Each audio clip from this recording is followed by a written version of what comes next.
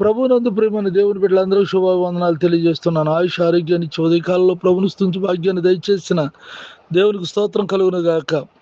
ఈ స్వాతంత్ర్యము అనుగ్రహించి క్రీస్తు మనల్ని స్వతంత్రులుగా చేసి ఉన్నాడు. ప్రార్థన. కృపగలిగిన మా తండ్రి, దయగలిగిన ప్రభా, నువ్వు ఇచ్చిన స్వాతంత్రాన్ని బట్టి నీకు వందనాలు, స్తోత్రాలు చెల్లిస్తున్నాము నాయన.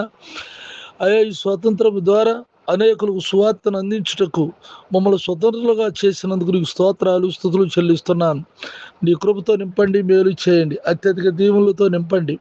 ఇదిగో నాయన, మేము ఒకరినొకరు ప్రేమిస్తూ గౌరవిస్తూ ఈ లోకంలో నా తండ్రి నాయన నిన్ను గణపరుస్తూ నాయన ప్రతి వారి ఎడల నాయన ప్రేమ కలిగిన వారమై నడుచుకున్నట్లుగా నువ్వు సహాయం చేయమని, అలాగే ప్రార్థనలు ఏకీపిస్తున్న నీ బిడ్డలందరినీ దీవించి ఆశీర్వదించమని, రక్షణ లేని వారికి రక్షణ దయచేయమని, ఉద్యోగాలు లేని వారికి ఉద్యోగం దయచేయమని, అనారోగ్యంలో ఉన్న వారికి ఆరోగ్యం దయచేయండి.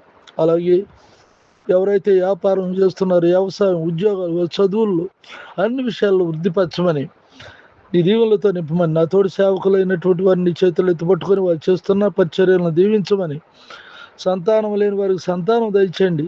నీ రాకడ కొరకు అనేకులు సిద్ధపరచమని నాయన, నా దేశాన్ని రక్షించమని యేసునామములో ప్రార్థిస్తున్నాను తండ్రి. ఆమెన్. తండ్రి అయిన దేవుని దయ, ప్రభువైన యేసుక్రీస్తు వారి కృప, పరిశుద్ధాత్మని సన్నిధి నిత్యం తోడై ఉండుగాక. ఆమెన్. ఆమెన్.